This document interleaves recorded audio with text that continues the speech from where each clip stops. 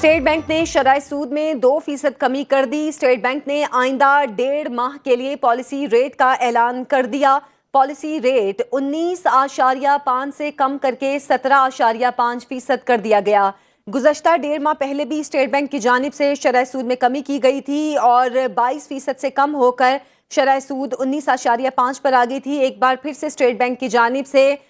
Policy rate کا اعلان کیا گیا ہے اور شرح سود میں کمی کر دی گئی ہے۔ پالیسی ریٹ 19.5 سے کم ہو کر 17.5% کر دیا گیا ہے۔ حبیب خان سے مزید تفصیلات جانیں گے۔ حبیب بتائیے گا اس سے اوورآل کتنا فرق پڑے گا مہنگائی پر بھی، اور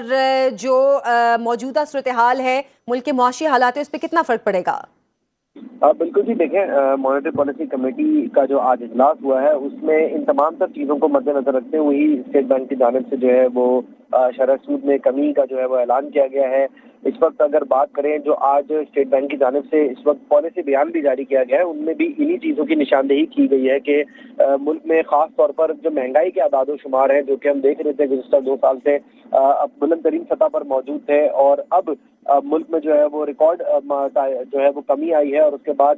10% سے کم ہونے کے بعد سنگل ڈیجٹ میں جو ہے وہ اس مہینے مہنگائی کے نمبرز آئے۔ تو سب سے پہلے ترجیحی بنیادوں پر مہنگائی کے نمبرز کو رکھا گیا، اور اس کے ساتھ ساتھ اگر ملکی زر مبادلہ کے ذخائر کی بات کریں تو اسٹیٹ بینک نے ان تمام تر جو اعداد و شمار ہیں ان کو مد نظر رکھتے ہوئے ہی یہ بتایا کہ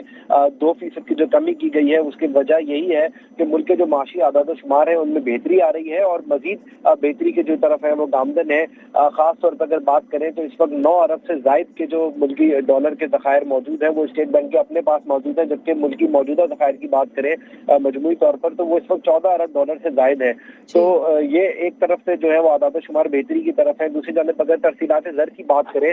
تو غیر ملکی مقیم جو پاکستانی ہیں ان کی جانب سے بھی ریکارڈ جو ہے وہ اس مہینے ہمارے پاس ترسیلات زر موصول ہوئی ہیں۔ 3 ارب کے قریب لگ بھگ جو ترسیلات زر ہے وہ موصول ہوئی ہے۔ تو یہ تمام تر وہ نمبر ہیں جن کو آج مد نظر رکھا گیا، اور اسٹیٹ بینک نے پھر آئندہ 2 ماہ کے لیے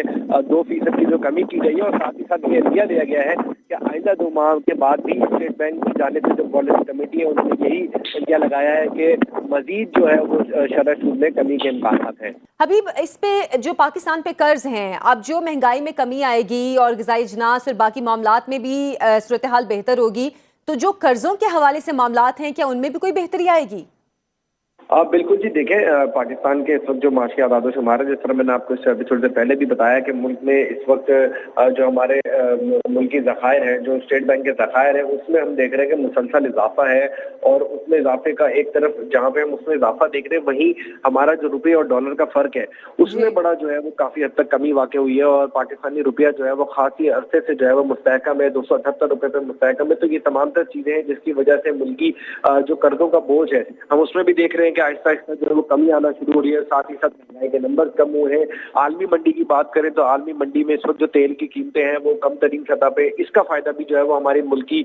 نہ صرف کاروبار کو بلکہ ملکی ذخائر کو بھی پہنچے گا، کیونکہ جب ہم سستے تیل کی خریداری کریں گے تو اس کا عوام کو بھی جو ہے وہ فائدہ حاصل ہوگا، ملک میں پیٹرولیم مصنوعات مزید سستی ہوں گی، اور خاص طور پہ مہنگائی کی جس طرح ہم بات کر رہے ہیں تو مہنگائی کے نمبر میں ہم نے دیکھا کہ جس طرح سے آہستہ آہستہ جو کمی آنا شروع ہوئی ہے، اور وہی کمی کا سلسلہ بتدریج برقرار ہے، اور اسٹیٹ بینک کی جو آج پالیسی بیان ہے اس میں بھی اسی چیز کا جو ہے وہ انڈیا دیا گیا ہے کہ مہنگائی کی مجموعی منظرنامے میں جو ہے وہ مزید اس وقت جو ہے وہ کمی کی توقع کی جا رہی ہے، اور جس طرح سے عالمی منڈی میں اشیاء کی جو قیمتیں اس میں کمی آ رہی ہے تو اس کے اثرات